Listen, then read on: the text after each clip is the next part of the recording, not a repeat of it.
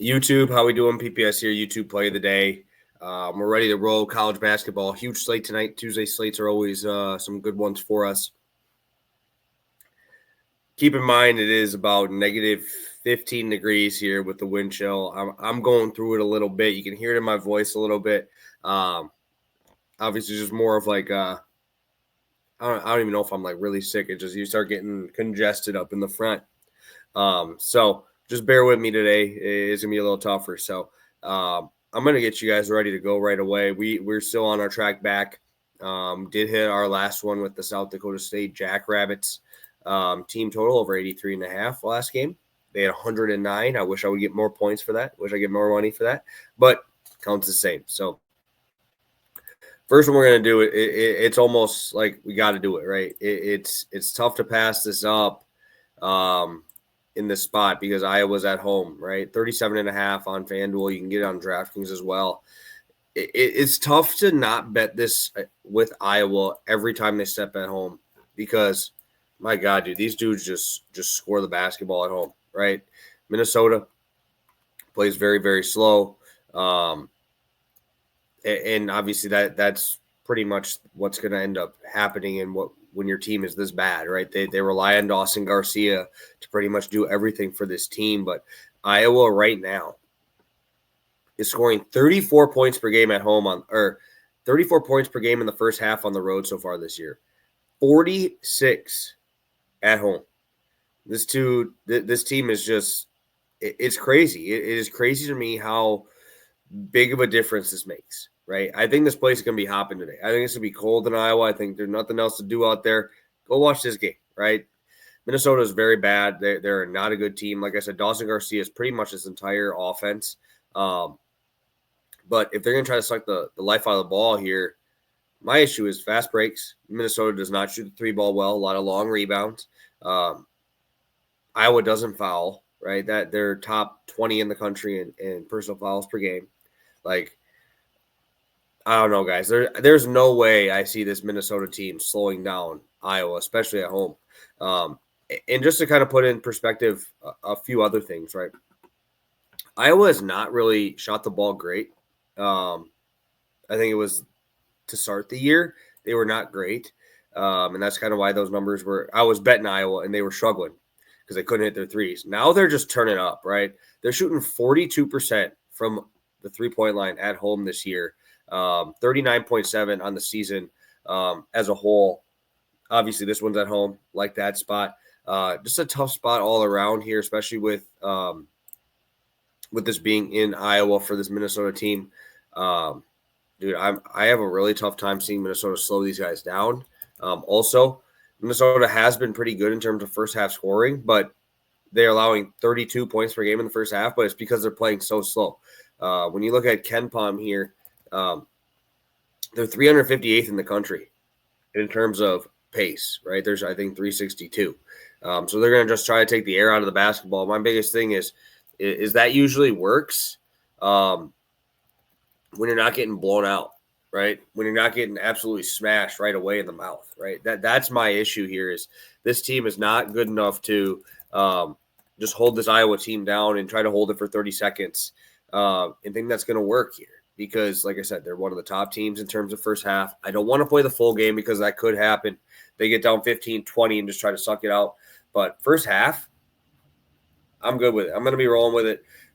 Just a few other perspective spots, teams that play a little bit quicker.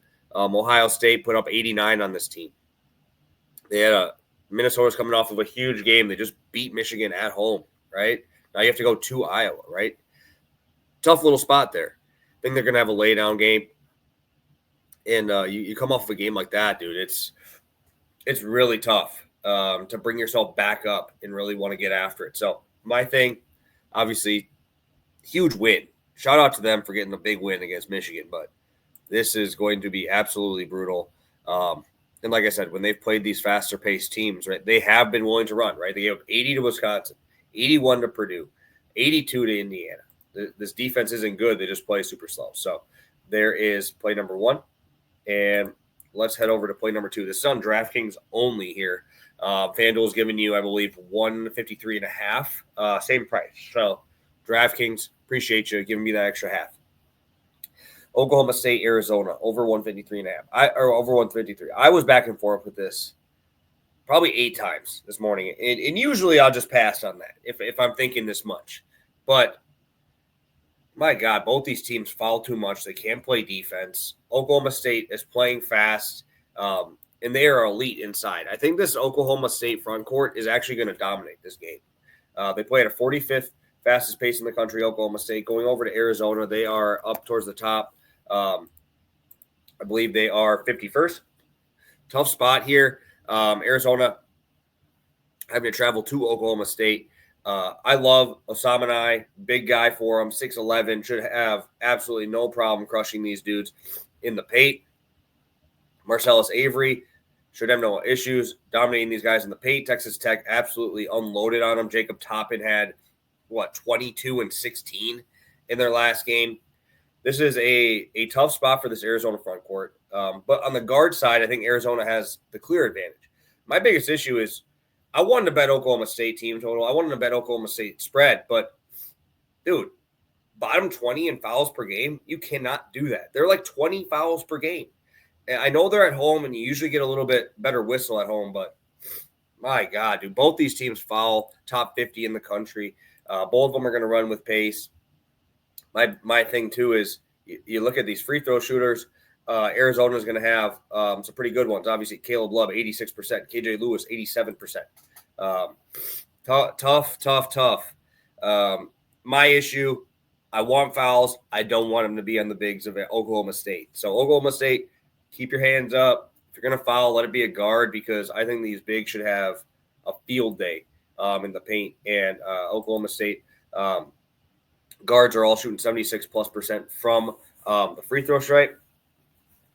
I don't know, guys. I think this game is going to be messy. I think this is going to be – Arizona just doesn't shoot the three ball well. That's fine. I think they should be able to drive into the paint pretty much at will. And I think you got to know at this point, Oklahoma State has had quite a few guys fall out this year, right? Just looking at some of these game logs, it's like 3, 4 for their bigs and fouls, right? I mean, it's just Arizona – I don't think, in my opinion, has – outside of Trey Townsend, who's been playing pretty – poorly this year compared to last year. They just really don't have a big that I'm worried about, right? Trey Townsend is a good mid-range guy, but he's going to be undersized here. I think he's going to be out athletic, right? I mean, Osamani is a beast, dude. 6'11". Sign me up. I'm in for Oklahoma, Arizona over 153. If you can bet free throws, I'll bet over on free throws. I don't know if we get that prop, though. So we're going to be rolling with that. And then Iowa team, first half team total over 37.5 at -125.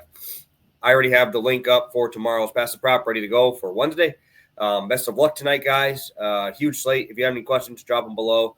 And obviously, always appreciate the support. Have a good one, guys, and best of luck on your bets tonight.